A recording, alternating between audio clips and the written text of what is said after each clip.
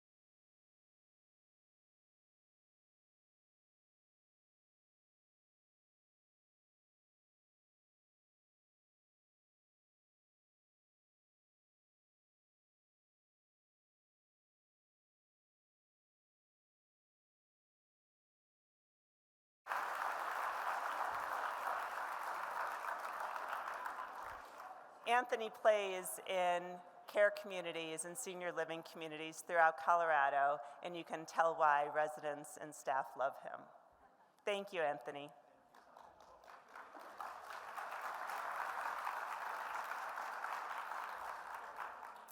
Well, welcome everyone to the 2022 Pioneering a New Culture of Aging Conference in this wonderful city of Denver, Colorado. I'm so glad that you're here. You know, some of you may remember that 4 years ago, we gathered at this same hotel here in Denver. And when I signed that contract to hold the conference here in 2022, I could not have predicted what the past 4 years would be like. For more than 2 years, our lives have been turned upside down, and we've just been trying to keep things steady. Yet here we are, together again. And doesn't it feel good?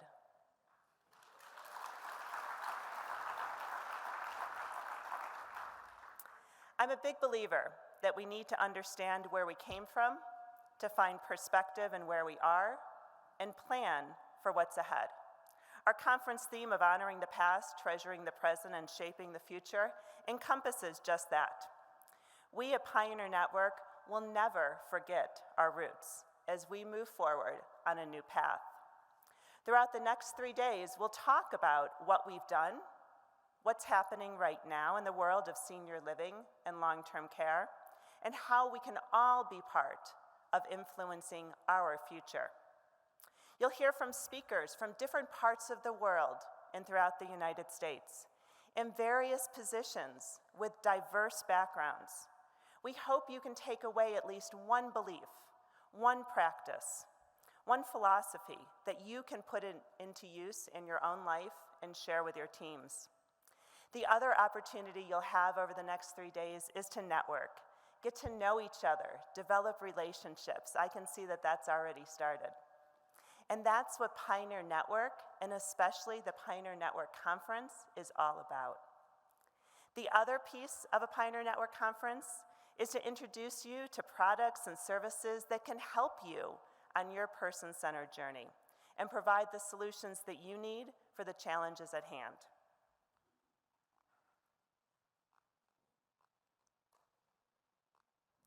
Okay, friends from the AV team. Can I click, or can you click to my next slide? Thanks, Jonas.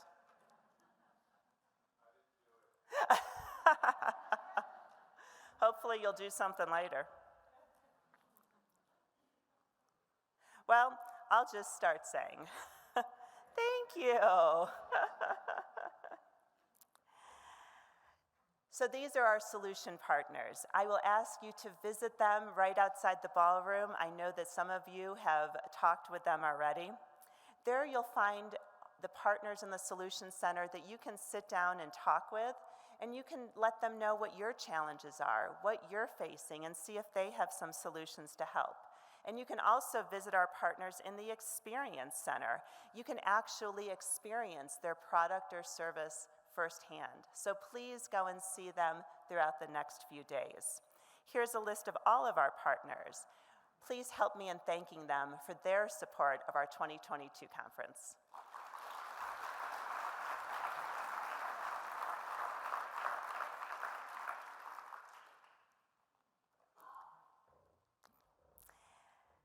You know, planning an event these days, I have to say, is exponentially more challenging than it's ever been before. And so these folks are all of the people that are behind this, and I'm sure I'm forgetting more people. First of all, I want to give a very special thanks to my team. You know, we're a team of 3 that's been planning this event. And I have to tell you, there have been a few bumps in the road, but we've made it here. Between the pandemic, between the events that were happening in Ukraine, and did I say the pandemic? It's kind of amazing that we're all gathered today. So Joan Devine and Kathy Lieblich, will you please stand up and accept this very generous round of applause?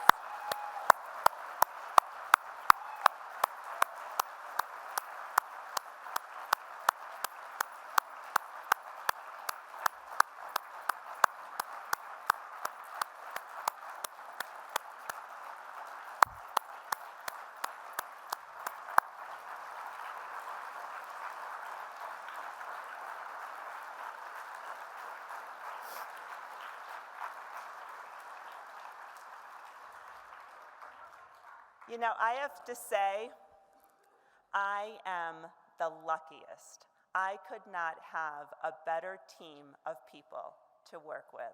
So thank you for honoring them the way I feel as well.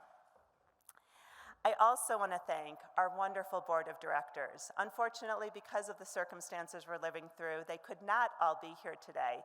So I want to recognize them if they could please stand up right now.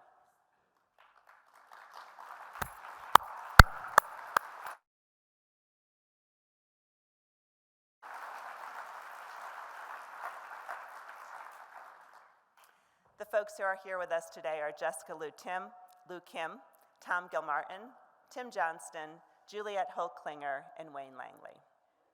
We also have a very dedicated group of people who serve on our conference committee.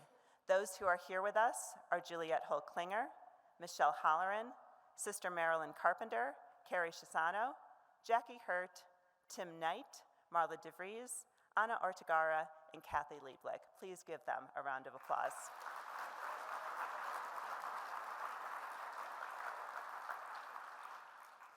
And a very special thanks to the people who are behind the scenes to help make this happen.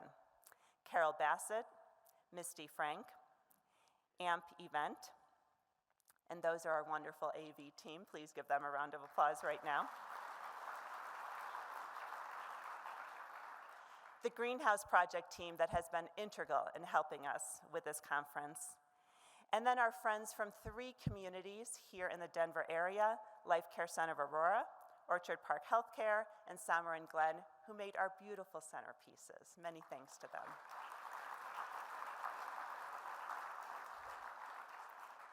And last, one of our annual traditions is to do a conference quilt that we ask all of you to sign. It's actually on the tables in the Solution Center. And that was made by the sisters, the residents, the staff, and the entire community at the Mullen Home in Denver.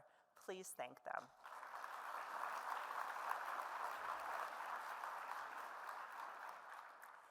The other thing I want to say is you might see these cards. Have you noticed these cards on the table that say your life story? This is really cool, and this is a conversation starter. Like I said, it's all about community, right? These were donated to us by Jolene Hill from Your Life Tales from Australia, and she sent these so you can all experience what it's like to use these cards to start a conversation and see if there's something that you might be interested in for your community. So please use them. And now I'd like to introduce a special video presentation. Please watch.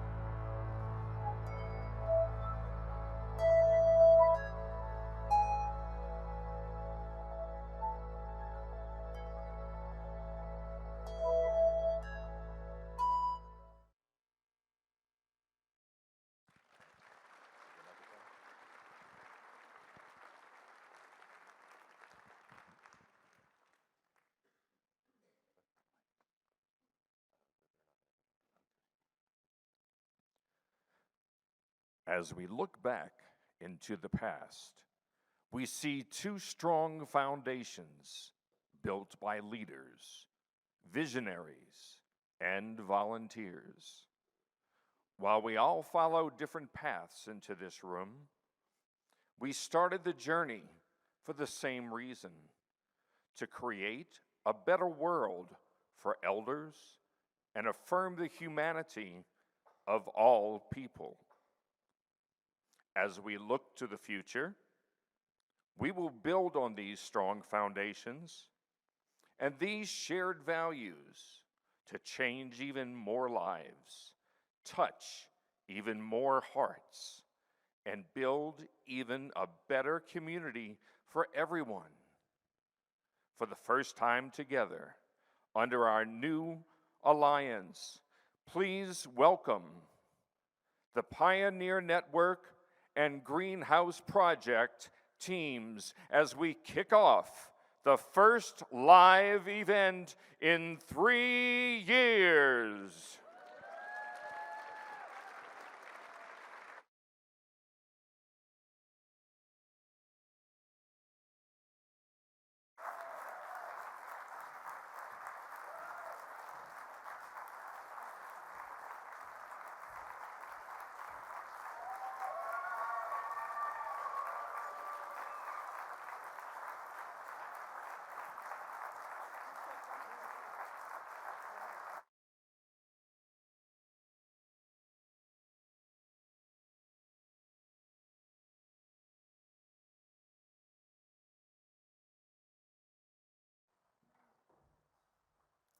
Thank you all so very much. Susan and I are so happy that you're all here with us for this very special event. And over the next 3 days, you're going to hear more about what it means for Pioneer Network and the Greenhouse Project to come together in this wonderful alliance. This is kind of like the wish of a lifetime. I've been dreaming about this day. After my first Pioneer Conference eons ago, I just thought, there's something that clicks between us, and to think of what we can become as we really pull our resources, our passion together, our purpose is accomplished. And I can't wait to do it with all of you. Thank you all so much.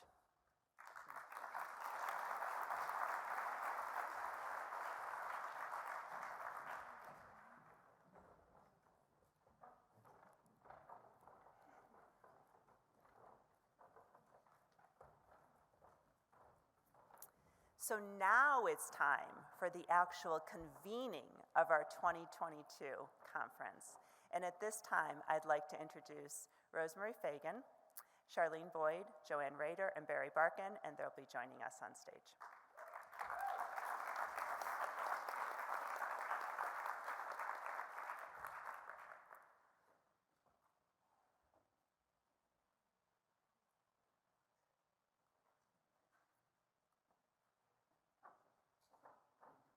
These times of confused priorities, I want to remind all of you that we are stronger for standing together.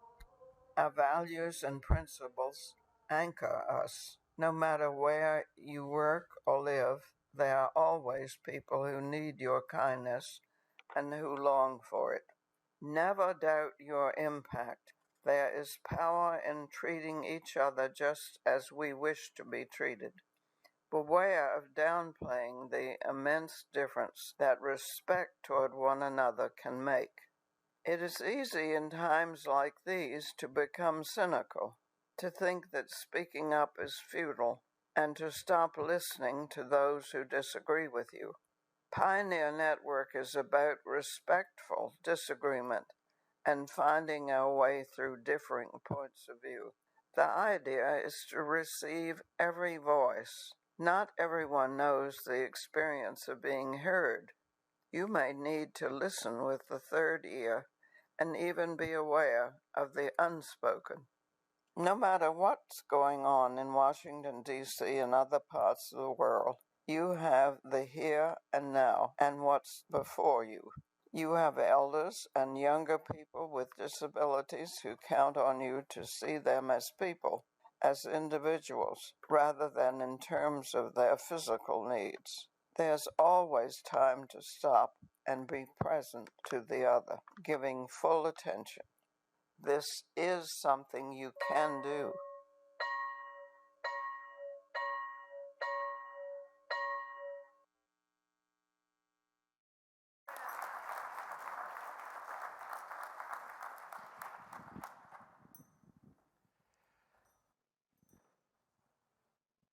If I can have the outrageousness to bless you all in Carter's name.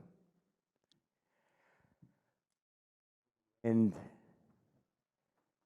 in the end, we are all about being instruments to help expand the human spirit in everyone that we contact. And at the same time,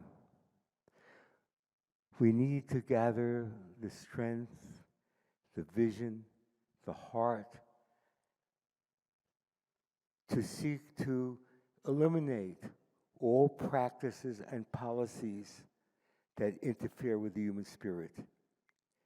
And we have to do this with great joy and love, and with always remembering that the love we take is equal to the love we make.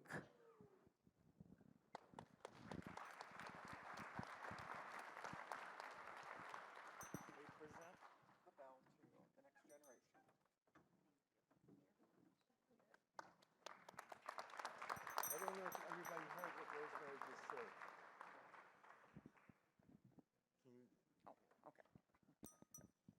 We are passing the bell to Penny and to Sue, the next generation.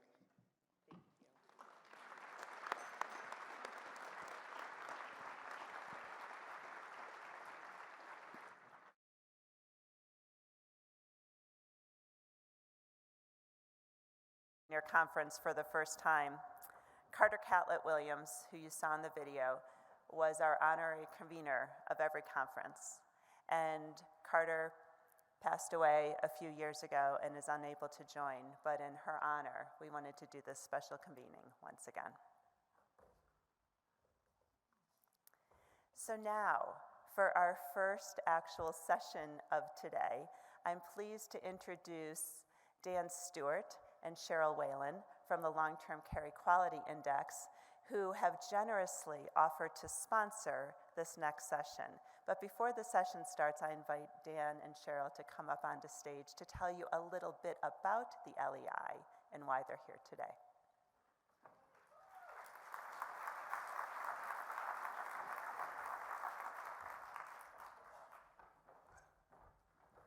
Good morning, pioneers.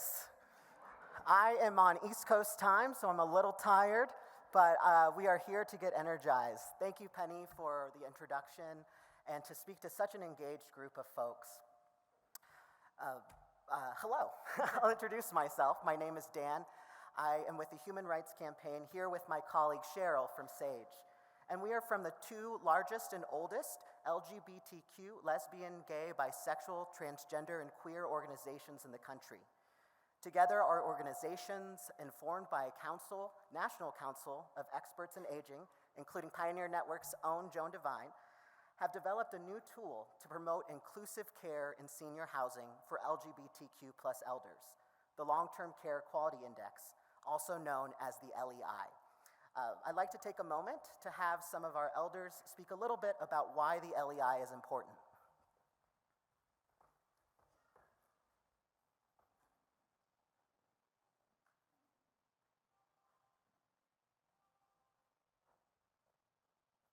And also look at these beautiful photos. Oh, here we go. We're here.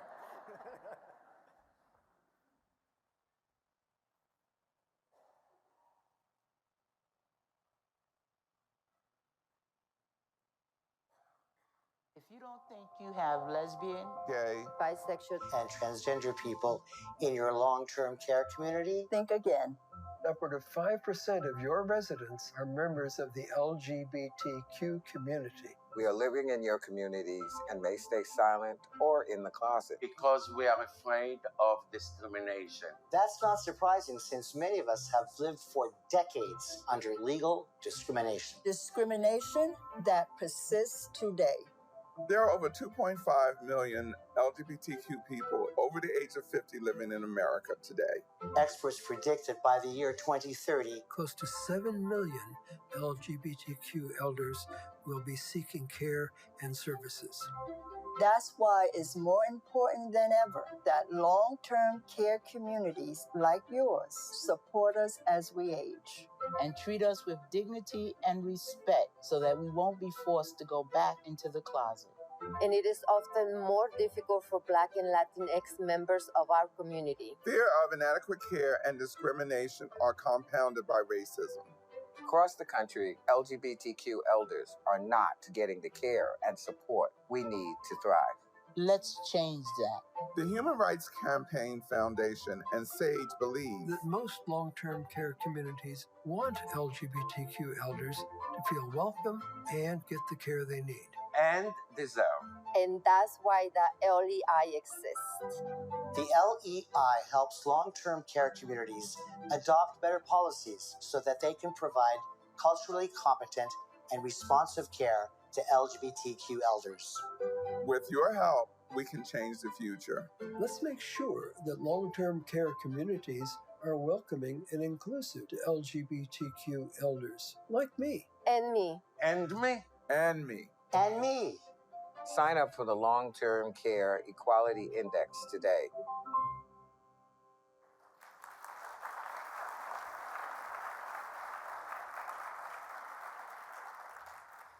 Thank you for that. And I would just like to say there's a number of you in this room today who have already signed up to become a part of the Long-Term Care Quality Index. We see you as the leaders, and we hope that more will join in this effort.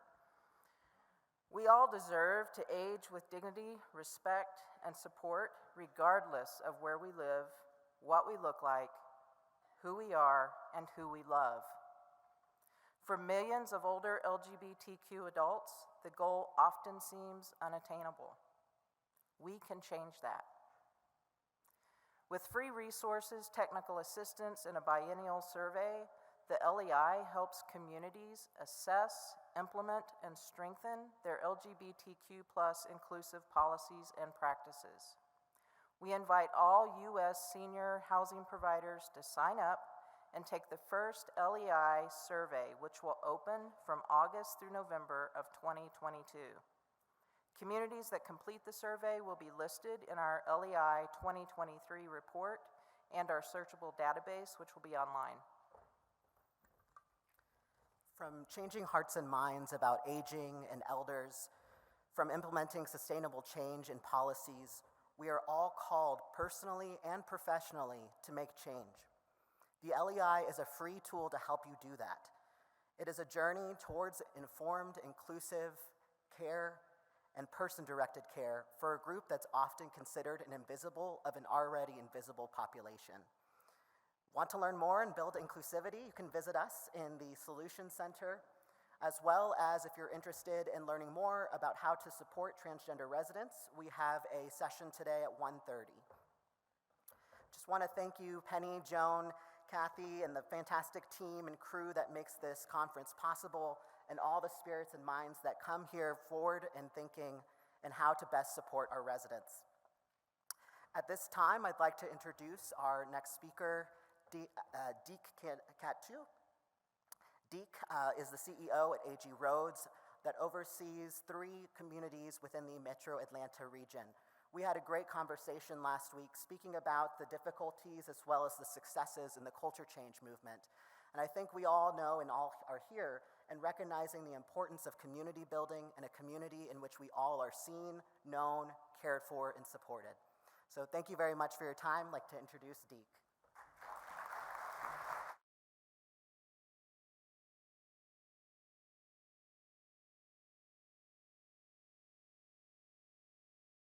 Is this, oh, perfect. Please support the LEI, and thank you guys so much for your sponsorship of this event and everything that you do My name is Deke Cateau. As I was introduced, I'm the CEO of AG Rhodes, and unashamedly, I am a nursing home guy, a nursing home provider. I love nursing homes. I think they are such an important part of our fabric, socially, of our fabric as a sector, of our fabric as an industry. And I'm just so proud and overwhelmed to be here. This is my first in-person Pioneer Conference. So I want to so thank Penny for this. I got in yesterday from a retreat, came straight here, and this has been such an experience. I've heard about it, but it's been such an experience for me. So Penny, thank you. I would love us to stand and give Penny a round of applause for what she does.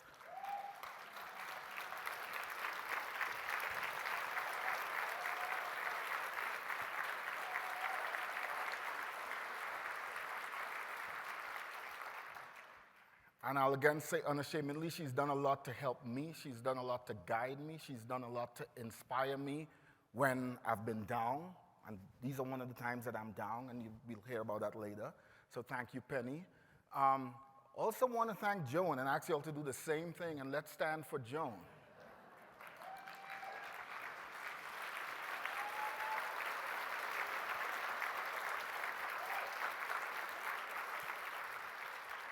So you all see we're going to be sitting, standing quite a bit. So Joan is being honored by McKnight's as a woman of distinction. When I hear these things, I'm like, she's always been a woman of distinction. And we've known that for a long, long time. So thank you, Joan. So I'm overwhelmed. I'm taken aback. Two of the people that really started me in this movement, if you want to call it that, Walter Coffey, Kim McRae, who are here, David, so many others. And I wrote a book about a year and a half ago. And in really researching this movement that I was part of, I read about the Bill Birkins, and I knew Rosemary, and I knew some of the others. But this conference so far has really brought that home. And these individuals on this front table here, again, Mr. Merkin, haven't met you yet, but thank you. All of y'all, to quote you, Bill, you put your whole selves into this. You took your whole selves out, you put your whole selves in, and what did they do? They shook it all about. You made this movement, culture change, which is written into the regulations now that no one takes seriously, right? But they wrote it in because of you guys.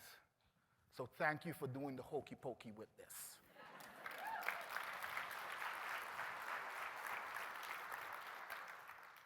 In 2013, I was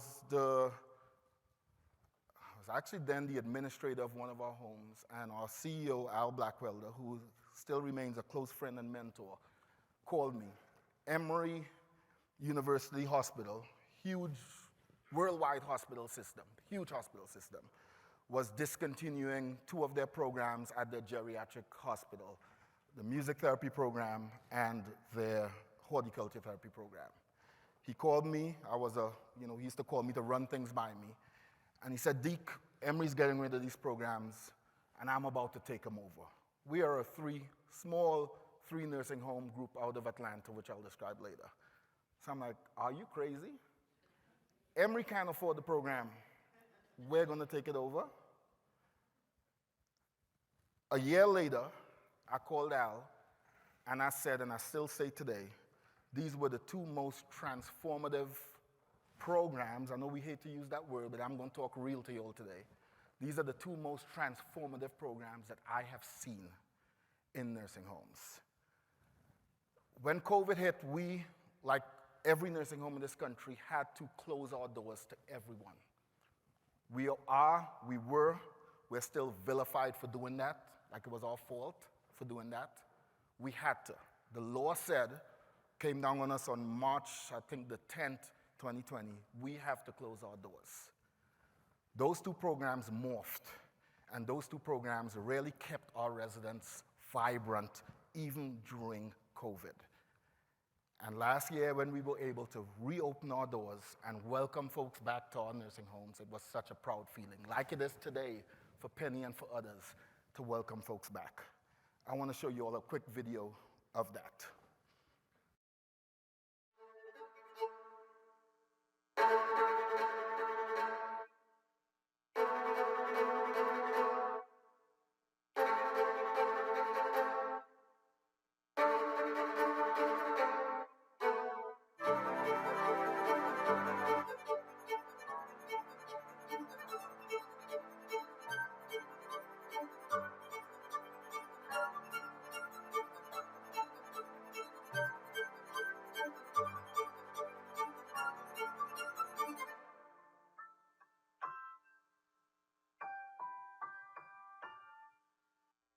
We are finally here, but now I want you all to show our welcome back video.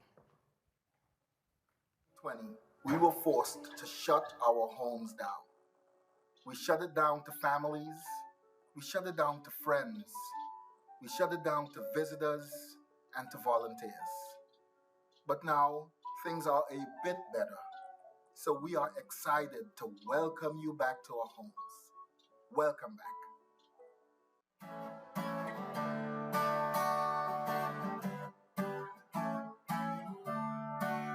Welcome back. The pandemic kept you out. Welcome back. That same old place that you thought about. Was some faces that changed since you hung around. But the dreams have remained and they turned around. Who would have thought they'd lead you back here where we need you? Yeah, we missed you a lot, 'cause you got it on the spot. Welcome back, welcome back, welcome back, welcome back. Welcome back, welcome back, welcome back. Welcome back to our homes.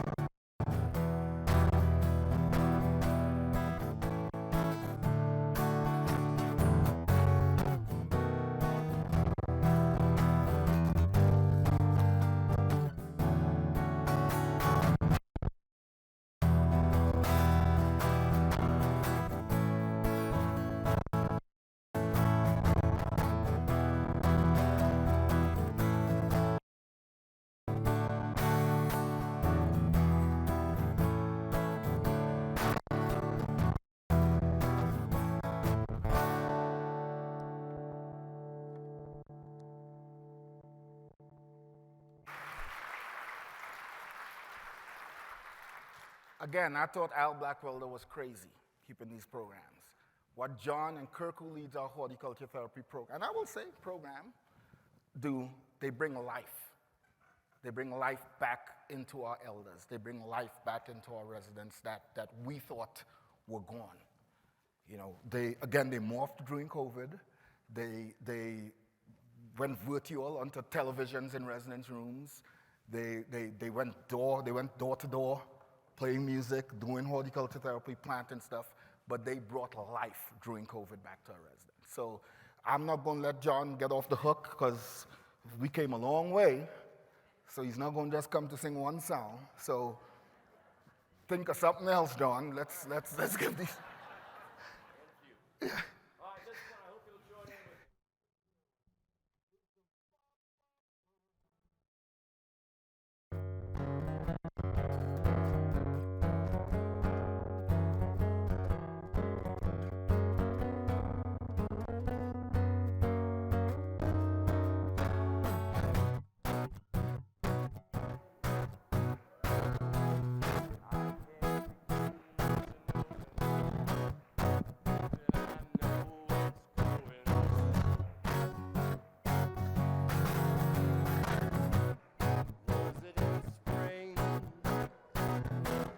and spring became the summer.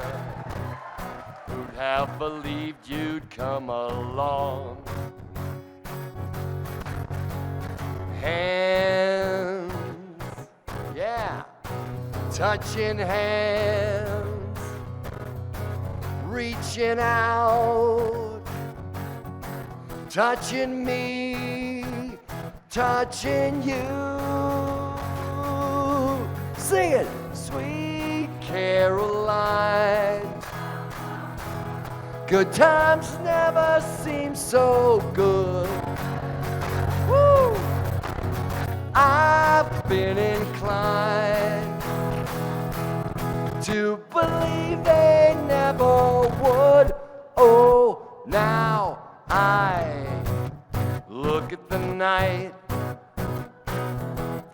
and it don't seem so lonely. We fill it up with only two. And when I hurt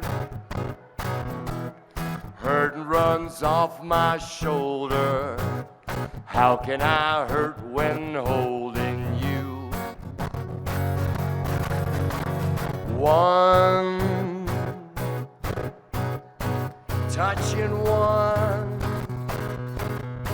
reaching out, touching me, touching you. Sweet Caroline, good times never seem so good. I've been inclined to believe they never would. One more time. Sweet Caroline, good times never seem so good. I've been inclined to believe they never would. Sweet Caroline. Oh. Thank you.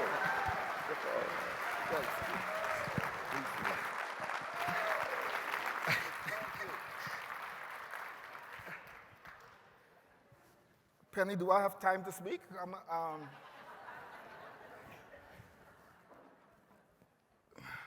So that, I don't know about you guys' nursing homes.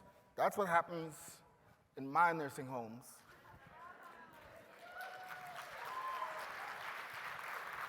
Every day, and there are people in here that could testify to that.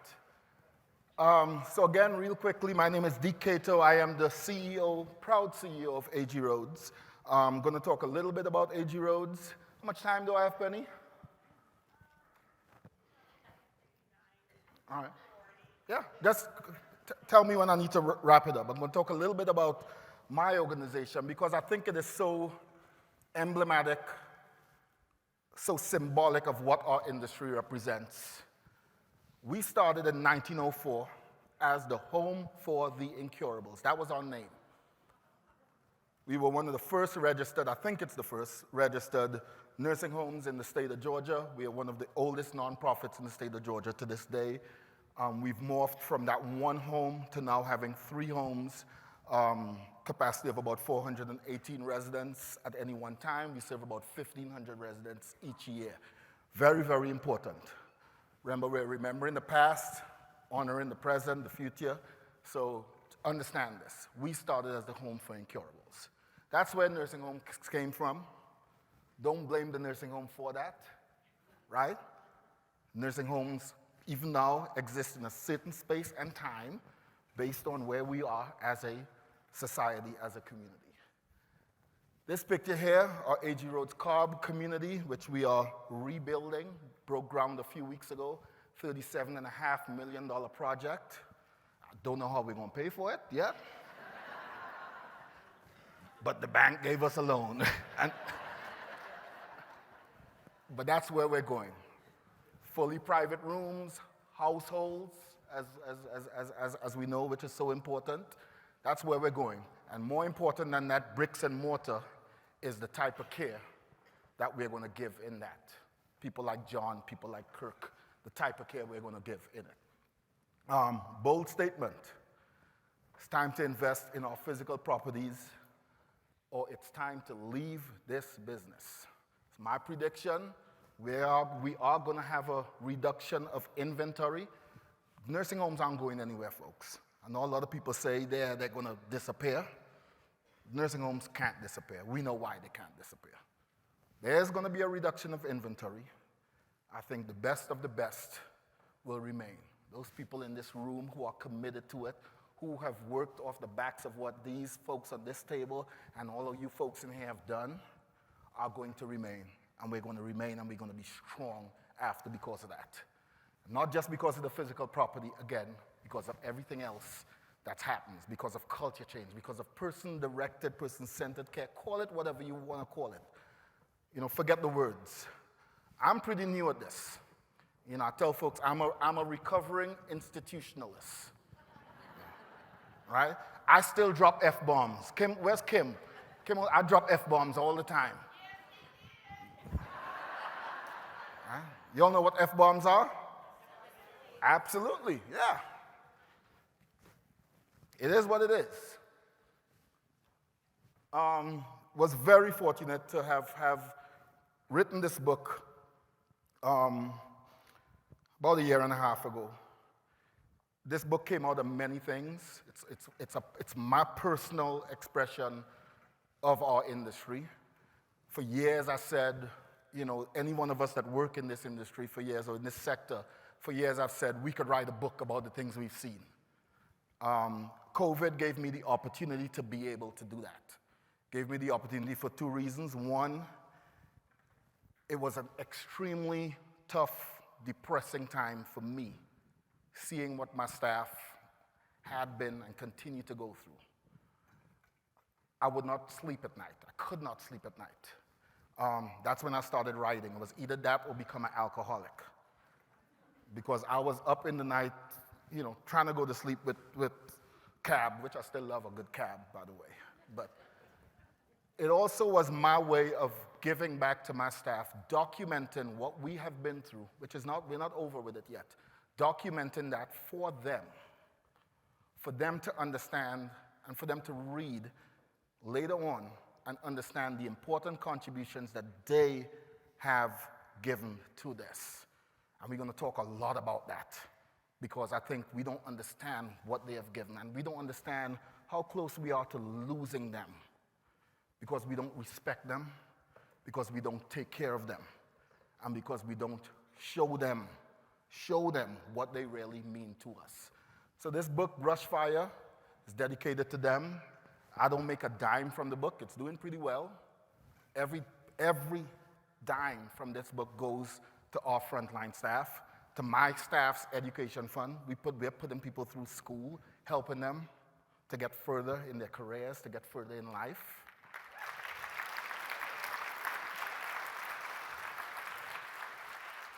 Most, if not all of you here are going to get a free copy today or tomorrow. Penny has copies of it. But please still go on Amazon and purchase one, because again, it's not for me. It's for them. Purchase one and gift one, because we need to get this message outside of the choir, right? This is the choir here. Everything I tell you guys today, you're going to be shaking your heads because I'm preaching to the... Absolutely.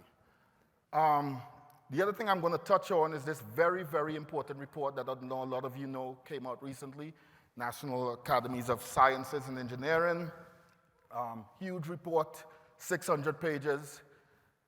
Any of us in this room could have written this report like real easily, right? Yeah.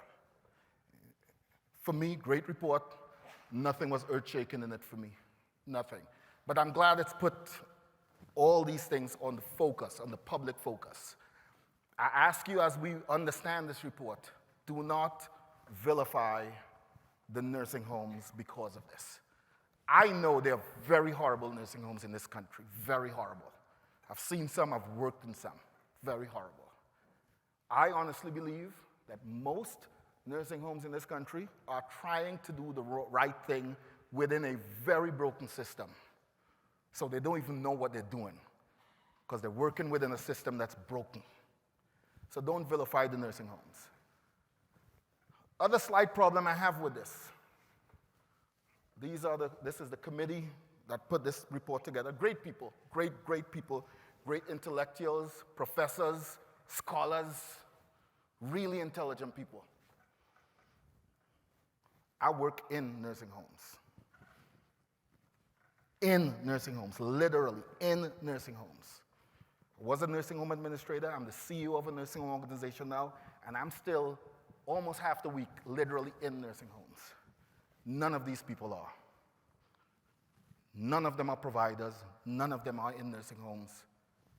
Houston, that's a problem.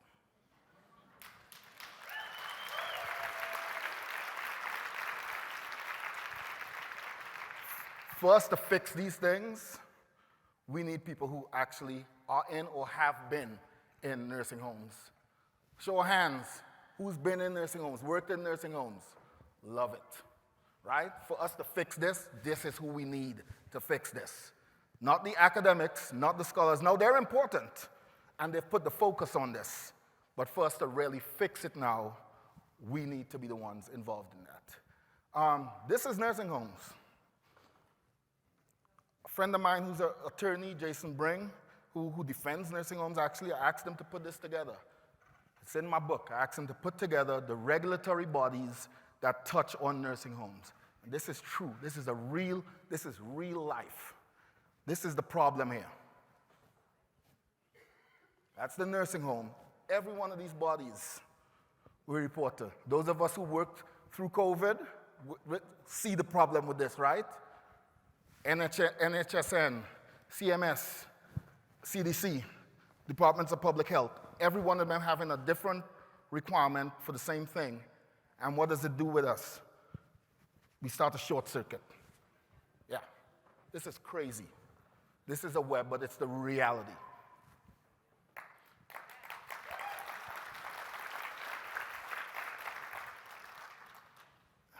True story. John works for me, so he knows it. Few people who live in Georgia know it. Proud to run one of the best nursing homes, absolutely in the state of Georgia, probably in the country. In our Cobb community, the one that we're rebuilding. That Cobb community, right now, as in the last few weeks, is sitting on 3 immediate jeopardy tags. While I speak to you now, the fines keep racking up, hundreds of thousands of dollars. This is a nursing home any of you all will want to put your mother in right now. I'm going to explain why that happened and why it's so wrong and why I'm so passionate about this. And literally when I talk about this, because it's my reputation too, I want to cry sometimes talking about it because it's so, so wrong. So this has been my June. May 16th, a federally contracted team of 5 surveyors from the state of Colorado walk into that nursing home for their annual survey. This nursing home in the last 6 years has gotten 1 citation in 6 years. We are perennially deficiency free. We eat surveys up and spit it out. It's like what we do. We're good at that. They came in with an axe to grind. One was driving a rented red Mercedes-Benz. Just talking the truth. The day after, remember we have 3 small facilities. F-word, F-bomb, but I'll say it. 3 small facilities, communities, call it what you want. The next day, our Wesley Woods community, I get a call. Dude, state's here, right? We're a small building. We don't have the we don't have the corporate support or capacity, right, to juggle like that. So they walk into another one of our communities, same time. They're there for annual survey too. Okay. Day after, the 18th, I'm driving to the office. I get a call. Hey, OSHA just walked into our Atlanta community on a survey. I'm like, are they trying to get me? I cried in my car. I called my wife. She said, you know, this is what happens. You wrote a book, you this. I'm like, this ain't got nothing to do with me writing a book. This is a broken system. Again, we don't have the corporate capacity, so the team asked me, they decide, hey, can you go to Atlanta, because I used to run that building. Can you go help them out with this OSHA survey? OSHA comes in, they say nothing for most of the day. They're here because they're investigating. We had they didn't even tell us what it was. We figured out after. They came in because we had an employee debt due to COVID. We reported on NHSN that we had an employee debt, which we did. But we did not report that to OSHA, which you're required to report any employee debt to OSHA. That happens from a job-related injury. Guess why we didn't report it to OSHA? Person didn't get COVID at that building. We didn't have any cases of COVID in that building. The person was home with their child. The child worked at Walmart. Person texted us, hey, my son came home with COVID. I got COVID. I'm going to the hospital. We heard from them a few days later, and I don't want to demean this conversation because this person actually was a co-worker of mine and a friend, someone I knew well. She succumbed to COVID. She passed. It's not job-related. We didn't even have COVID cases in that home, so we didn't report it. OSHA came into our building, spent a full day, took up our resources for that, to figure that out at the end. That's why. One arm of the government is not talking to the other arm, the government. Of course, we reported it on NHSN because we're required to report it there. We didn't report it to OSHA because we're not required to report it there. Couldn't they figure that out on the telephone? All right, 519, survey team leaves our Wesley Woods community. They have a great survey. 525, the survey team leaves our Cobb community after 10 days of being there. I go in there on day 5. That's when they tell us, well, we're still here because you guys have IJs. I'll show you all what these IJs are for after, right? Moving on, 6-6. This is after they left. We had another surveyor come in to clean up the IJs. 6-8, that surveyor left the Cobb building. 6-13, the Wesley Woods team that just had a great survey, they send the feds in. Go in and make sure that was really a good survey. They stay for 2 days to make sure that they did a good job, and then they say, yeah, they did do a good job. Right? There's government resources there. 6-15, they left, so they stayed for 2 days. Same 6-15, our Atlanta community, 12 surveyors came in for their annual survey. 12 surveyors. Think of the impact of this on a small organization like us that's trying to do the right thing.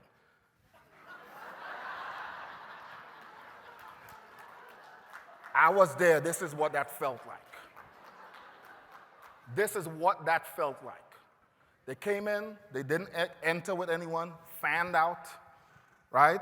When I got there again, because the staff is scared now, what the heck is going on?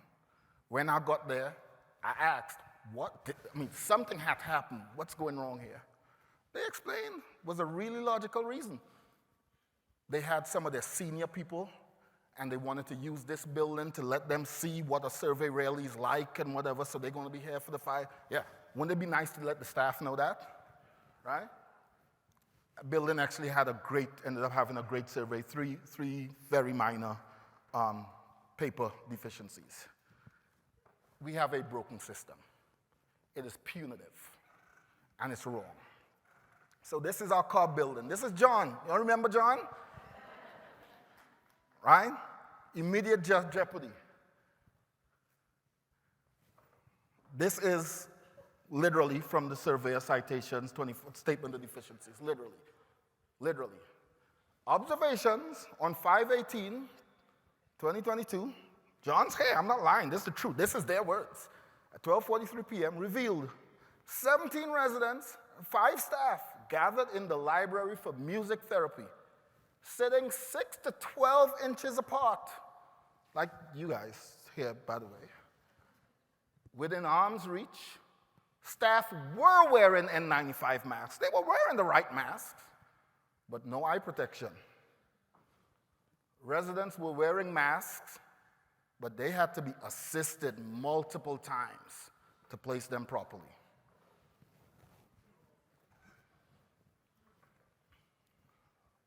Number 4, observation on 5/18/11:37 a.m. to reveal 2 sets of visitors. Visitors, you're visiting your family, with residents sitting out in the gazebo table areas, not social distancing, and we're not wearing masks appropriately.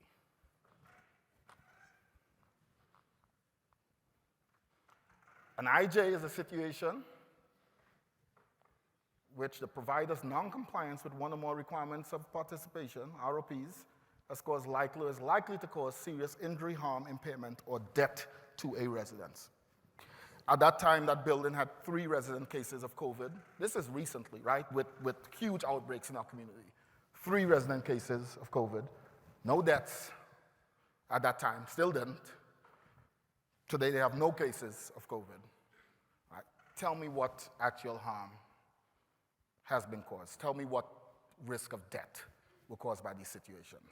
So when we shut our nursing homes down and everyone was like, the nursing homes are wrong and everyone's, get it, you know what? My staff was right to shut it down in the sense that if this is the repercussion, oh my gosh. Now we're fighting this legally, right? We're up to like $170,000 in fines, denial of admissions and all of that. We're fighting this, right? May win, may lose. But the reality is, should we be dealing with this? So I put this in deliberately. Don't get me wrong. I believe that we deal with the most vulnerable of populations in nursing homes. So it's important for us to be careful. I truly believe in this Mahatma Gandhi statement. True measure of any society is how you treat your most vulnerable. Your elders, your children, your most at risk. I believe that. But I think we've gone overboard. Nursing homes are the only business sector, the only model of business, only one in this country that is still required to have the level of testing that we're doing, the level of vigilance that we're the only one.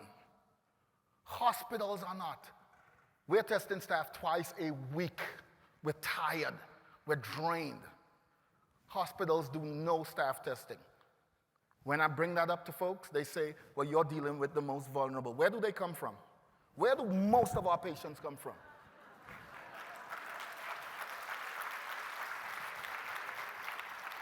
So something is wrong. It's wrong. It's wrong. It's wrong. It's wrong. It's wrong. We are being vilified because we are low-lying fruit. Right? We are like that criminal who, you know he was a shoplifter, right? So something's gone missing here. He's easy for us to go after.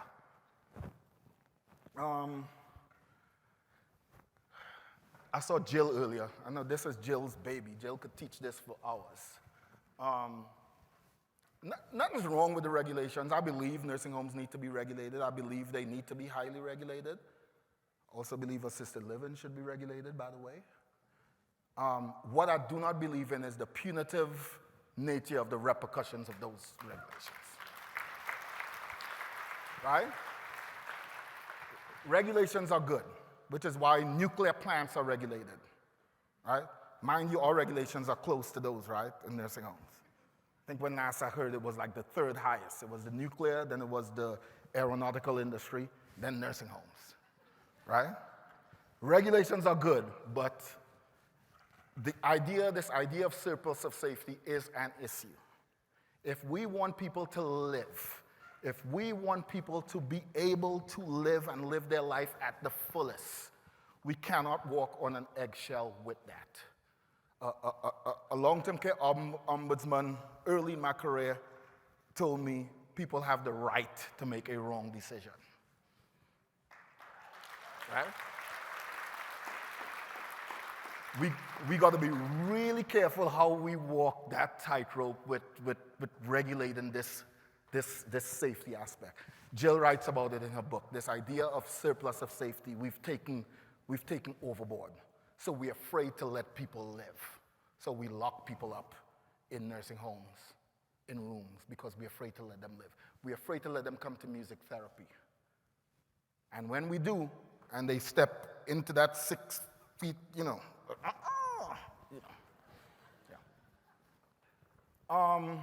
going to talk a bit about COVID. We're going to talk a bit about crisis. This is ultimately a statement I truly believe in, and I believe this about our industry, which is why I said we're going to have a reduction of inventory. I think crises do destroy bad companies, and I think good companies survive them, and great companies get better by them. So I am at my lowest professionally. I've shared that with some people in this room. But I do believe myself, I believe my organization is going to end up even greater because of this. As long as we could afford to get through it with the fines, we're going to end up even better. So COVID was a really, really, really difficult time for those of you who do not work in nursing homes. The young lady in the corner, Natisha Harden, that's my friend who passed away. She was my age, 3 kids just like me. Passed away from COVID. That was hard. That was hard for staff to deal with. That was hard for her residents, who she took care of. She was a nurse to deal with. Very, very difficult. This picture in the top right-hand corner, we talk about surplus of safety. That was our COVID protocols back in 2020. I got a call on March the 11th, 2021 from a family, the Immerman family, and they called me on my cell phone. I'm like, how did you get my cell phone number? They were obviously very resourceful to do that. And they said, well, we're calling you because we heard you're a good man and we heard you listen to us, and we want to come to the nursing home to visit our mom tomorrow. With the guy's mom tomorrow. And we just heard that there was a release or relaxation in the penalties for visiting and stuff like that. And I said, you're right, but we haven't gotten our stuff in order yet to visit. They said, Mr. Cateau, here's the situation. Last year, the same time, we came to visit her for her 95th birthday. That's when the government literally shut down nursing homes. They could not visit with their mom that day, right? Blame the staff, but guess what? The staff were following the law. So they were turned back, could not visit with her. That was her 95th birthday. They said she's going to be 96 tomorrow, and we want to be there for it. So I say, no problem. I'll make it happen. So I called the building and say, hey, they're going to visit, so they're going to be our first ones. Of course, we have the screen for them to visit behind and stuff like that. So they come to the nursing home. We're prepared for them, but the staff was like, we got to keep the screen up. Deke, we got to be careful, whatever. Don't blame the staff. The staff are doing their job, because I see everyone like, no. The staff are following the law. They're doing their job. The staff member who brought them into the home, she had to go upstairs to help someone else. I pushed the screen aside and I said, hey, here's your chance. You hug her, you kiss her.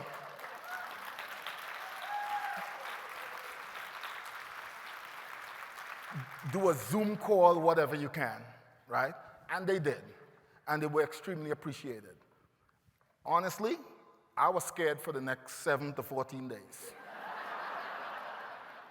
Because I'm like, if this lady gets COVID, what are they going to say? The CEO brought them in. Yeah, that's surplus of safety, right? Our staff are not wrong to be conditioned that way. They're not wrong. Because what did they do in the building that's not conditioned that way is facing those 3 IJs, facing, as of yesterday, $170,000 in fines, right? So that's been my couple months. My wife went to Ross or Marshall's or some store, and I was home sulking about how bad my world is, everything's going wrong. And she saw a painting, and she sent it to me, and I said, oh yeah, buy it. And this was the painting. A smooth sea never made a skilled sailor, right? So that's the times we're going through now. To my point earlier, we're going to come out of this on the strong side of it. Let's talk about our care partners. Let's talk about our staff. Bold statement. If you take care of your staff, they in turn will take care of your residents. These next 3 or 4 slides pretty much say the same thing, so bear with me as I go back and forward. But these are our staff. These are AG Rhodes' true staff. These are our interviews with our staff. Leading Age actually published these interviews last November. They were in Atlanta in Centennial Park for the conference. Robin McFadden, these are our staff's words. I pray when I go into work for my spirit to treat people right. You know what I mean? Treat people the way they want to be treated. Randy McFadden, a buddy of mine. Randy, by the way, has been a CNA in our Atlanta community for 49 years. CNA for 49 years.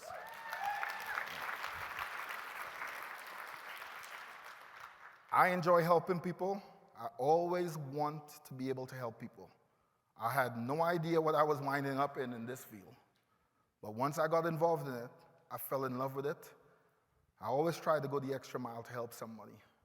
Along the way, I've met a lot of fascinated people, and I've had wonderful relationships with my elders. That's person-directed care right there, that whole statement. These are our staff. These are our care partners.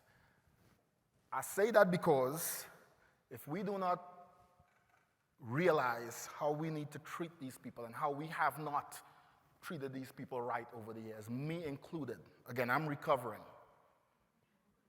I have not treated these individuals the right way. I have not allowed these people to live. You're going to see a little later the mantra of this industry that I grew up in this industry learning. The mantra is what? The resident is what? Always right. The resident is always right. Not sometimes right. That's the mantra. The resident is always right. Is that true? Right. No one is always right. No one. By saying that mantra, I understand why we say it. I totally understand why we say it, right? They're the consumer, right? They're the reason we are working here. I understand why, but it's a wrong statement. And by saying that year after year, decade after decade, what has that done to our staff? It makes the staff always wrong.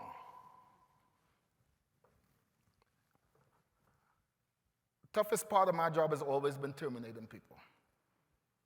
I've terminated many, many, many, many people.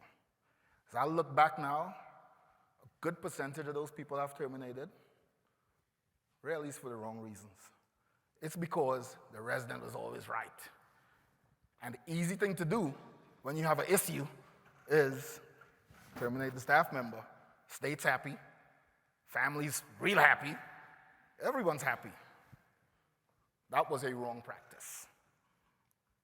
We need to get that, we need to understand that. We need to realize our care partners, our staff, call them what you want, are as important as our residents are. As important.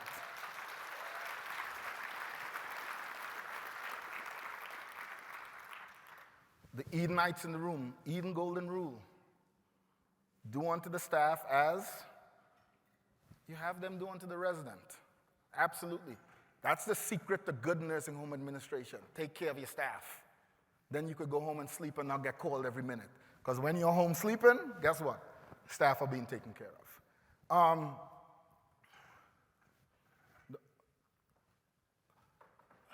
Our industry's changing. Another bold statement. We have to build the right team or right teams for what we're facing with now, what we're being faced with in this industry. For me, one of the most important roles in that team is your human resources role. The person who's doing your hiring, the person who's doing your staffing, the person who's advising you on terminating people. That is such a critical role. Those of you in this room who are providers, if your HR people aren't good, you need to really take a closer look at that, one. if your HR people are not reporting to you as the head of the organization, you need to take a close look. That should not be under operations. I'll say it plainly. HR should not go under operation. Your HR person, if they're not yet, mine is now my chief human resources officer for a reason.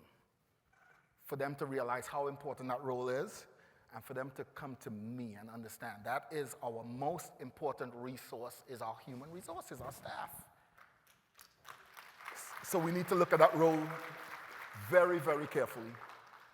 Another huge role, and I know this is a tricky one because not everyone can afford it, I'll say right out. But if we're going to change the perception of this industry, communications becomes extremely important. I'm not saying you got to go out and hire a communications officer. I do have one. But the messaging, what we put out there is we need to show the public the good things that does happen in nursing homes, right? My guy here, Nathan Jones, if you all don't know him, meet him real quick. Nathan does my social media, right? It's real important. Nathan puts these great images of what happens in our homes out there, and he reaches people exponentially by doing that. More than you and I could do in conferences, more than you and I could do by going to the grocery store and saying, hey, I got a really nice nursing home or assisted living community here. This is 2022. Instagram, Facebook, LinkedIn, I don't like it, but trust me, they reach people exponentially. That's how we change the image of this industry. So understand the importance of that. We could come to conferences and preach all day. To who? The choir. Right? The people who come to conferences typically get it. That's why they come in. Well, some come for credits, but in alternative, I would be completely wrong if I did not speak of how great an organization this is, similar to Pioneer Network, similar to the great folks at Greenhouse. Congratulations on the partnership. But I've learned a lot from the Eden Alternative over the years. I'm proud to serve on their board now. And the Eden Alternative is who gave me my aha moment. I was sharing with Walter, who actually taught the class in which I got my aha moment. I was sharing with him last night that it's not when people think I got the aha moment, and I didn't get it from the principals and all that great stuff. I got the aha moment when a CNA who was in my group at the end of the class stood up and she went on the board and she wrote all the great things she was going to do when she goes back to her nursing home. She said, I'm going to do training for all the CNAs. I'm going to come in and have them do this. I'm going to make sure they do that. And I'm like, you're going to get fired in my mind. Because you neither have the authority to do any of those things, you're not empowered to do any of those things, you don't have a budget to do any of those things, so you're going to go do them, but you're going to piss your coworkers off by doing it because your organization ain't ready for that yet. And you're going to get terminated. And that's when I knew as a leader, this movement needs leadership to get on board with it. So that when that CNA does come to do those things, he or she does not get terminated. All three of my communities are on the Eden Registry.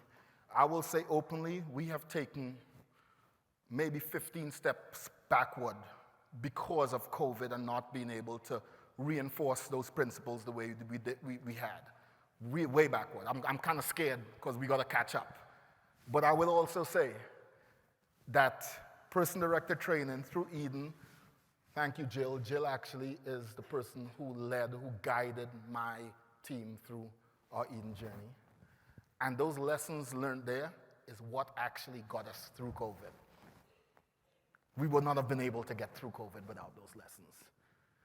But since then, we've taken several steps backward. Eden talks a lot about the domains of well-being, and in preparing for this, again, we talk about the domains of well-being in relation to our residents. I want to challenge all of us in this room to think of these domains in relation to those who take care of our residents, our caregivers. Their identity, their work has to be a reflection of themselves and their values. Their connectedness, getting them locked into that sense of mission. Their security, pay them right. They need to be paid properly. Properly. That's their security. Their autonomy, giving them that ability to decision make, that choice making.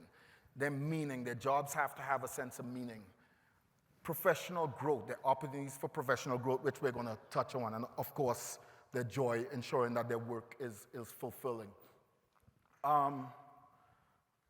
We touched on this already. Resident is always right. Are they always right? All right. Going to get a little controversial as we introduce the second or the 5 more? Okay, all right, real important. May take a bit more than 5 on this because this is so important. I say this boldly and plainly. Pioneer Network is better than most, but our industry does not look like our nation. Our industry is inherently classist. Some, like me, may claim inherently racist, inherently against people who look like me, people who sound like me. I want to show you all these realities. Over half of our CNAs are people of color in this nation. Right? Immigration. A lot of bad stuff has happened since 2016 with immigration. This is a reality. Quarter of our workforce are immigrants. In my case in AG Rhodes, 40% of our staff are immigrants.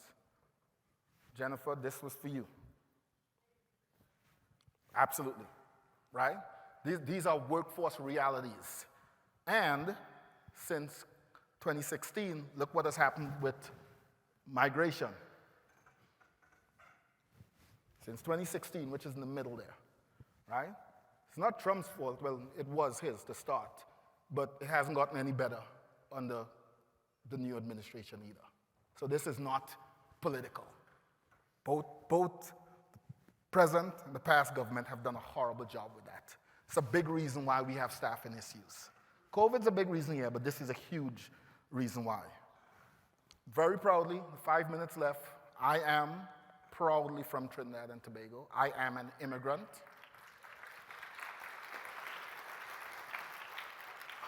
Who is now the CEO of a very well-run, very well-oiled organization.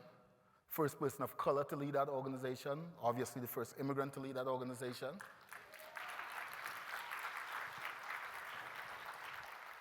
We had a great conversation, Jennifer, last night, and people don't get that it is extremely lonely for people who don't look like most people in this room. I'll say it again. It's extremely lonely, and we need to appreciate that and understand that. So when our staff are not themselves, when they're not expressing themselves the way we think they should, it's because it's lonely. I'm confident now. I'm confident to get up here and speak in front of hundreds of people if I need to. I was not always confident. I was lonely, I was scared, I would fumble my words, I would have to think too carefully before I say anything because of that. So if we don't understand, if we don't deal with that, if we don't realize that is such a critical part of our workforce development, we're not going to have staff 5, 6, 7, 8, 9, 10 years from now. Agencies are going to keep loving us. They're going to love this industry even more than they are already. And leadership development is very important. I have a video I'm going to show. I'm not going to show the video, but I'll trust that Penny will send it out. We'll try to get it out to folks. But it is so important. It's a leadership development program. We just finished our first year of it. It's highly not just academic, but it's real, and it's preparing our staff for the next level. We're a small organization. These are the 5 first graduates, and we have 5 more in the cohort this year. We're probably going to lose most of them. We've already been able to promote one of them to a senior management position. I mean, people from CNAs that are being able to be promoted to those levels. Because we're so small, we're probably going to lose some of them. But I'm proud of it. Because even in losing them, guess what? They're going to develop themselves professionally and otherwise. And this program targets minorities. Anyone could get into it, but We are really trying to get people who do not have those opportunities to get into those opportunities. Before I introduce someone who's going to come up on the stage here with me, he's a great friend. He's very like-minded. If I knew he was going to wear a white suit today, I would probably have worn a white suit too. But this slide is actually the first time I met him was in 2020. This slide is his product. And it's a reality. It says Leading Age. We both serve on the Leading Age National Board. This is the top 200 leading age organizations based on revenue. Fortinet, my organization, is one of them in the top 200. In 2020, had 3 of those top 200 leaders, CEOs like myself, were people of color. That real black one down there is me. Right? The green in between are the females, minority as well, understand that. Right? If I talk to my friends here from the lesbian gay community, it'd probably be none. Right? We have issues with the isms and we need to realize it. This industry, we love to fight ageism, right? Ageism, ableism, ageism, ableism, ageism, ableism, ageism, ableism. What about racism?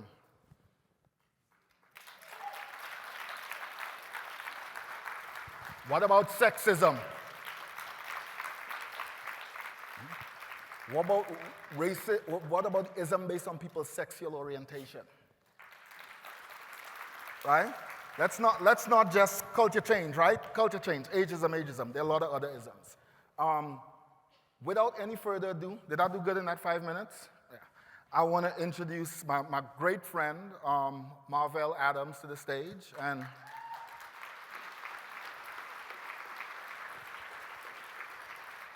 And we haven't practiced this. This literally is the first time I've seen Marvell in months. Yeah. So we're going to get some questions, hopefully from the audience and from others. Yeah. Hello. I just asked Deke if we could stand, because I've been sitting a lot, and your energy is palpable. Yeah. So now I'm hyped. And so I'm like, how am I going to sit down? Susan, how should we proceed? I'm glad you asked the question. So is anybody else feeling a bit overwhelmed? Anybody feeling inspired, like you want to do something? Yeah, absolutely. I was taking notes. I was feeling things rise within me. But where do we begin? It's like eating the elephant. So talk to me a little bit about where we go. And just so you all know, if you've got questions, think about them, because if we've got time, we want to ask for them from you too. Yeah. So this is a very timely question, Susan, about, so what do you do? By the way, this is for you, because Deke did one of those heartwarming things in an interview where he said, he was asked what's missing in our field at times. Mm-hmm. And he said, love. So this heart I'm wearing today is for you, sir. Mm-hmm. I have been asked from time to time to come to communities that are struggling with how do we figure this out, because there is a breakneck speed doesn't describe what's happening. You add up the Great Resignation with the Great Retirement of leadership across our field, as well as the Great Rejection, which is older adults rejecting the idea of age segregation, of race segregation, of sexual orientation segregation, but that's what we build. Like right now, I could point to communities that are being built right now that will be age segregated, that will be race segregated, just from the nature of where they're built. And it'll be difficult to undo that. So in speaking with this organization that asked for some consultation, the reason they asked me to come is that they were having staffing issues, but they were in a rural part of New York State. And they said that the people that are coming here from the city don't have the same work ethic. Now, that is as clear as what you call a dog whistle, as you might imagine. Because what they were saying is that the people that were coming from, the city didn't look like them, didn't sound like them, weren't them. And the community, because of where it was located, almost its entire existence, their staff came within lived within a 10-mile radius of the community. Until COVID hit, until staffing problems fit. And so they had a whole bunch of individuals that brought diversity to their community. And they had one of those individuals, a black male, and a resident called him a racial slur. And that wasn't really the start of the reason for me to come out.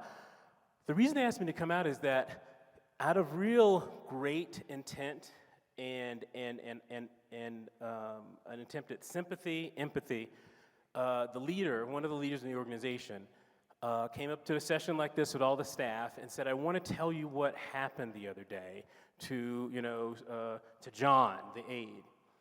And she told the story that this resident called John the N-word, but she said the word, the full word. And later on, her boss pulled her inside and said, I realized that you were repeating what someone said, but if right now I punched Deke in the face, I'm not going to, and I think you'd stop me, I'm pretty sure. I would, yeah. If later on you're like, you won't believe what happened at the Pioneer Network conference, and the person you explained it to, you punched him in the face to explain it to him. That's what that was. Do you understand the difference? That if that word is so insulting, but you repeat it as a means of really being empathetic, like this is horrible that a resident here would call someone the N-word and say the full word. But what you did for every person in that room that was a person of color that probably had been called that word before, it came rushing back. And when they went back to care for residents, they were out of it. Wow. Not in an angry way, not in a even sad way, in a I am now spending the rest of my shift dealing with years of trauma that were triggered by me hearing someone say something that I shouldn't have to hear that anymore, right? So I say that to you, Susan, because the steps that we talked about, because they asked me if I could come do, and the reason I went is because the person's a friend of mine. And he said, I need you to come do some training on diversity. And I said, no, you don't. From what you just said, you don't need training on diversity. You need some conversations about who you are as an organization. Yeah. And so what I offer up when people say, where do we start? Because it is daunting. And I'm finding more phone calls than I'm going to answer about this notion of how do we start. And my advice is, you have to really inventory and find. There's plenty of inventory tools. There's conversations about who are we as a community. And you have to be honest about it. If you are 99%, a quick exercise.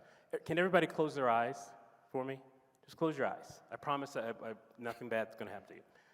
So open your eyes if 0 people of color work in your community as a direct care staff member. You have to be honest, okay? It's a reality, it's a fact. Okay, I'm not seeing eyes open. I'm not asking for anything more than you open your eyes. Don't wave at me. Open your eyes if people of color in direct care work in your communities, but it's not a majority of the direct care staff. Open your eyes. Okay. Open your eyes if a majority of your direct care staff are people of color. Okay. Open your eyes and stand up if you'd like if black women did not show up tomorrow to your community that you could operate. That's what we're talking about. And the difficult part is that how do you get at that? It's a very difficult question that I don't think has been figured out yet, Susan. But I offer that to you because part of the journey is all of you right now, I'm quite certain, are inviting in diversity into your organizations. I'm seeing the reaction in Deke's in his talk. You are inviting in diversity, or you're thinking about inviting diversity. The difficult part is that the start is that when, you ever had a children's birthday party you set up? And like the easiest part's the invitation, right? No, it's not. It's the party. If you invite people into your organization that are different than your organization has historically been, define it however you want, and you didn't even plan a welcome party, you're getting what you're asked for. You invited people in, but when they got there, they said, I don't really feel like I belong. It's like, well, we just need you to fill this shift and work the way we work here. I'm going to go now, because agency staff even have a choice now, where this community, when they called me, is because agency staff refused to come back. Wow. It was that bad. Wow. So it is a first step, in my opinion, that you really have to take an honest look at who we are, because when you make that invitation, you really owe it to yourself and that organization, that person, that diversity that you're inviting in, because you're saying we need you, to say, these are where our gaps are in our ability to welcome you. And we want you to feel like you belong here because you do. Sorry, that was way long-winded, but that's what I would say. Anything to add, Deke? Yeah. So I'm going to lead off that exactly. So my organization, 90% of our staff are black, African American, 90%. I'm the CEO, I'm black. So going into this, I honestly, to your point, Marvell, I was like, we good, we got this.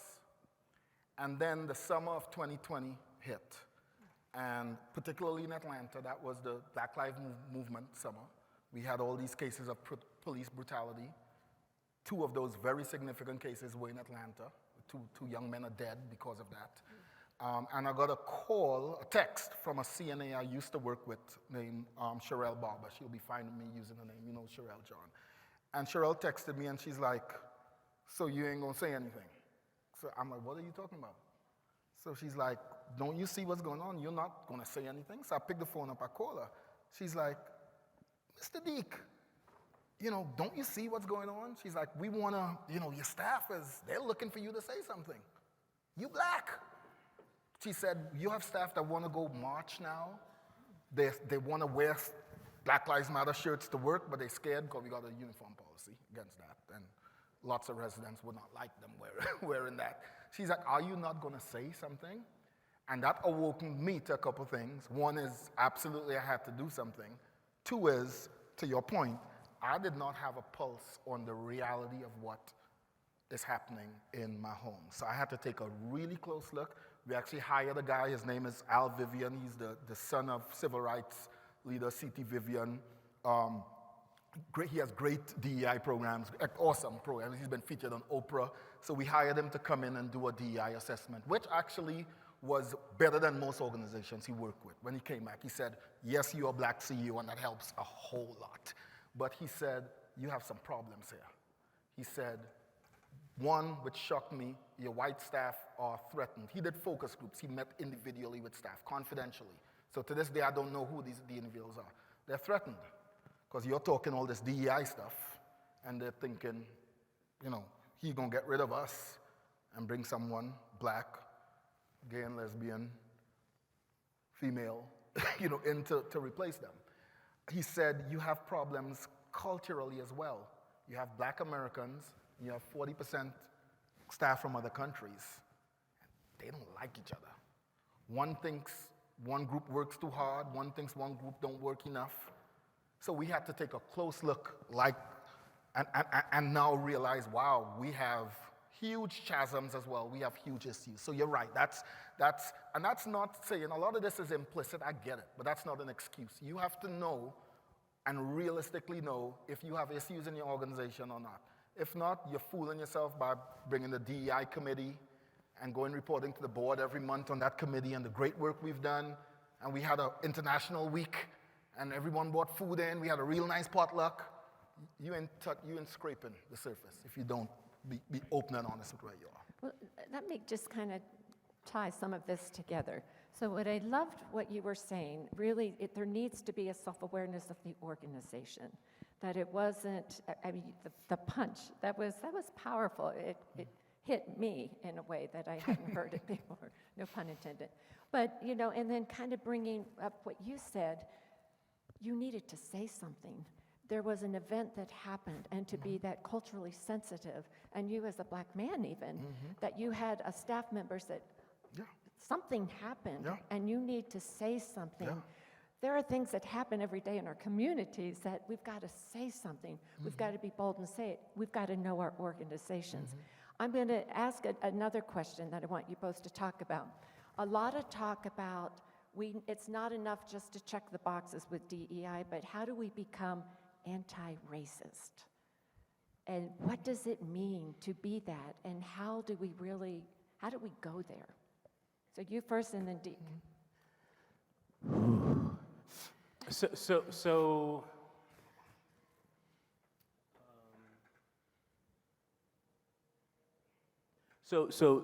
It's everything. You actually have the tools for the roadmap of this journey already, because it's the exact same roadmap and journey of culture change. It is unlearning decades, in this case, centuries, of sentiment, institutional bias built in, like literally people being taught in school the bias. Like, you know, so you understand that people were taught in school to tie down the elderly until organizations like Pioneer Network and Kendall said, untie the elderly. Like, you were taught it, right? You were taught that you know, this comes up often in communities. I can't understand the caregiver. I can't understand what they're saying. Okay. If this were a group of residents right now, have you been able to understand me okay thus far? Okay. I don't know if I can do this now. I haven't tried this before, Deke. So how y'all doing right now? My name is Marvin. I grew up in South Carolina, Dixie, South Carolina. It's about a couple 100 miles outside of Charleston, and that's where I'm at school. Now, let me tell you, the Sears Circus suit I got on, you're probably wondering why I'm wearing it this way, but the idea is that it's breathable, and so I get in a hot situation and I feel really worried about it. But the point I'm trying to tell you right now is that anybody can be hard to understand. You are making what you're saying to that person is, I'm not willing to figure out how my ear can adjust to understand you, Deke, so I need you to adjust. Yeah. And then the question becomes, but you invited me here, right? Every person that works in your community, you invited there. You asked them to fill out an application, you asked them, and so the anti-racist piece of it, I believe, is extremely attainable, but it isn't a journey, and it is a journey that has no end to it, because you have to know where you're starting, and if your starting line is family is our biggest kind of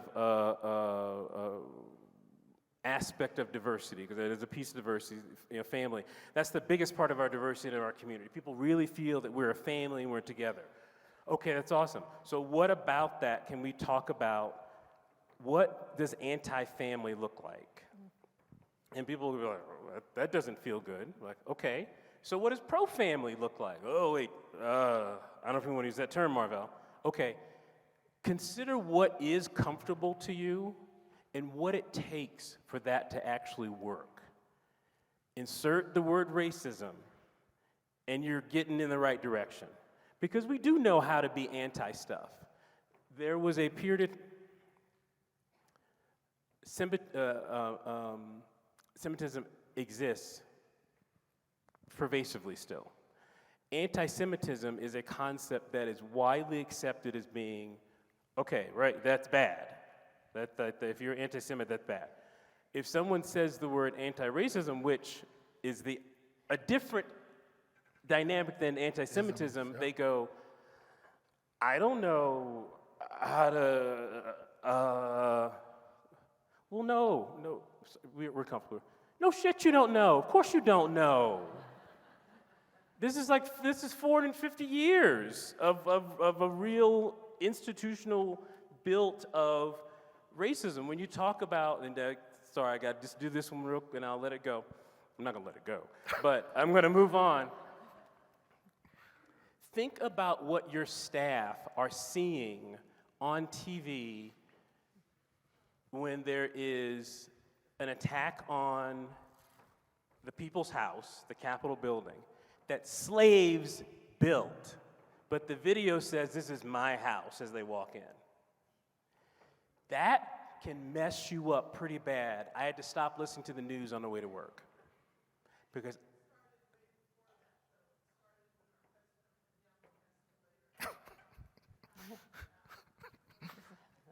went down the escalator and what? Uh-huh.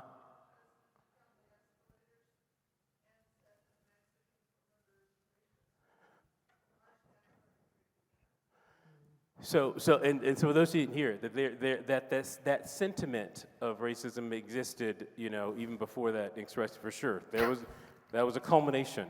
But the point being is that from an anti-racist standpoint, you really have to, in my opinion, start where you are and figure out what is it that is important to you in your community that you hold so dear, and how is it that you're able to stay in a space where the community accepts that being anti-family is an absurdity, and that being racist is an absurdity.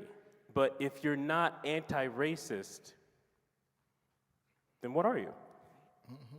And if you can't answer that question, then that's where you have to start. Deke. All I say before we close is actions speak louder than words. Everyone in this room is going to say they're not racist. If your actions are racist, take a good look at yourself.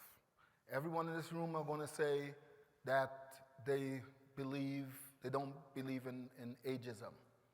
If your actions are disempowering elders, I say you are. Whatever you say is up to you. But if your actions do not live up to those words you're speaking, they're just words. Actions speak louder than your words. So I want to tell you, I had the privilege of interviewing on Elevate Elder Care podcast, the Greenhouse Project's podcast, both Deke and Marvell at separate times. I encourage you to listen to those episodes because they talked a lot more about some things you can do. And the last thing I'm going to say to you, to follow up on what you just said, actions speak louder. It's time to take action, and it's time today for you to write down one thing that you're going to do today as a result of hearing what was said. I would also invite you, and Alex Spanko might kill me for this, but I'm going to encourage you. We have a podcast opportunity or a recording that we're doing. We're going to put together a compilation of everything that we picked up here at Pioneer Network. Deke and Marvell are going to be interviewed, but I would welcome you. If you have a thought, that action that you want to take, and you're willing to go share that with Alex Spanko, I'd be thrilled to have your voice as a part of what we're doing. This is the day that we determined to take this movement in a new direction. We're taking action to become anti-racist. So thank you.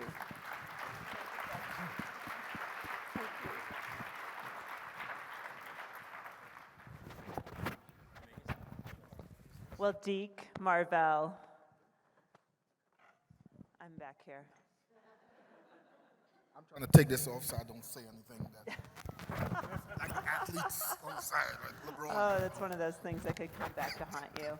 I just want to thank you both so much for being here, so much for spreading the message. You know that I'm a huge fan of both of you, and it's just getting stronger.